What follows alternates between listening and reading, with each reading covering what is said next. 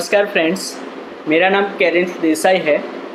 आज मैं परमेश्वर पिता का धन्यवाद करता हूँ क्योंकि फिर से उन्होंने मुझे ये वीडियो बनाने की तक दी है। मैं आप सबका भी धन्यवाद करना चाहता हूँ क्योंकि मेरे लास्ट वीडियोस को आपने बहुत लाइक्स, बहुत व्यूज़ दिए थे और कई सारे लोगों ने शेयर किए थे। थैंक यू सो मच आपके ये सपोर्ट के लिए। आज मैं एक लड़के की स्टोरी आपको सुनाना चाहता हूँ। आप प्लीज़ ये वीडियो देखें। यह लड़का ऐसे परिवार से आता था जो परिवार कभी पूरा परिवार ही नहीं था। कुछ प्रॉब्लम्स की वजह से उसके बचपन में ही उसके माता पिता अलग हो गए। यह लड़का अपनी ज़िंदगी के कुछ साल अपने पापा के पास रहा और अभी अपने मम्मी के पास रह रहा है। यह लड़का सभी जगह प्यार ढूंढता रहा, अपने परिवार में, अपने स्कूल में, अपनी कॉलेज में, अपनी चर्च में, लेकिन उसको सच्चे प्यार का एहसास नहीं हुआ। वैसे तो यह लड़का क्रिश्चियन था, लेकिन वह कई सारे पाप करता था। वह बहुत गालियाँ बोलता था, वह बहुत गुस्सा करता था, वह गंदे वीडियोस देखता था। इसकी वजह से उसका माइंडसेट बहुत गंदा हो गया था। लेकिन जैसे सभी स्टोरी का टर्निंग पॉइंट होता है, वैसे ही इस लड़के के जीवन की स्टोरी में एक टर्निंग पॉइंट था। एक अंकल ने 14 मई 2016 को एक कहानी इस लड़के को सुनाई।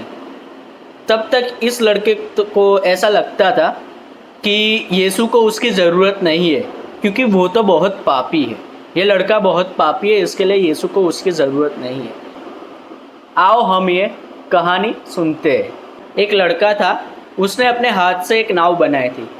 वह डेली नदी के किनारे जाके उस नाव के साथ खेलता था। एक दिन ऐसा हुआ कि लहरें बहुत ज़्यादा आने लगी और उसकी नाव खो गई, उसकी नाव डूब गई। वह लड़का बहुत रोया। एक दिन वो लड़का मॉल गया। मॉल की एक टॉय शॉप में उस लड़के ने अपनी नाव देखी।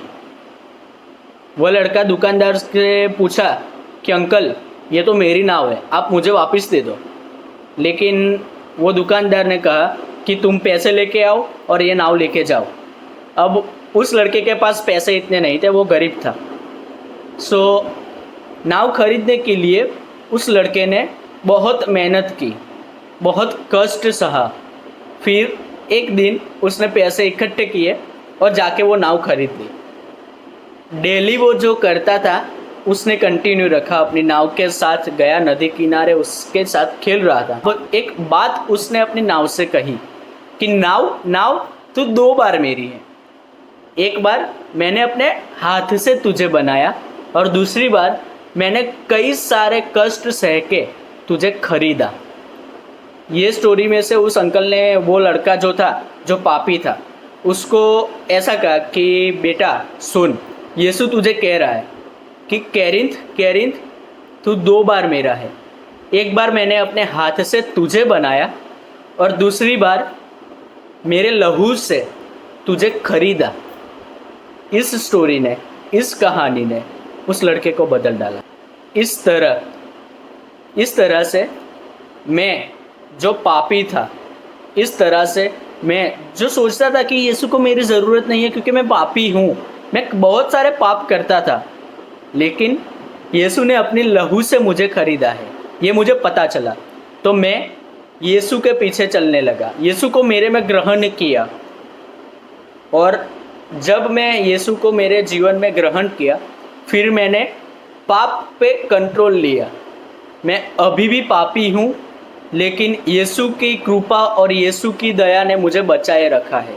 मुझसे बनता है उतना मैं पाप पे कंट्रोल करता हूँ। फ्रेंड्स, ये मेरी ज़िंदगी की टेस्टिमनी है कि कैसे मैं पापी में से यीशु का बच्चा बन सका। फ्रेंड्स, यीशु हमारे पाप माफ़ करते ही है। क्या आप यीशु को ग्रहण करोगे? क्या आप यीशु को स्वीकारोगे? यीशु के लहू को स्वीकारोगे? प्लीज़ आप कमेंट कीजिए।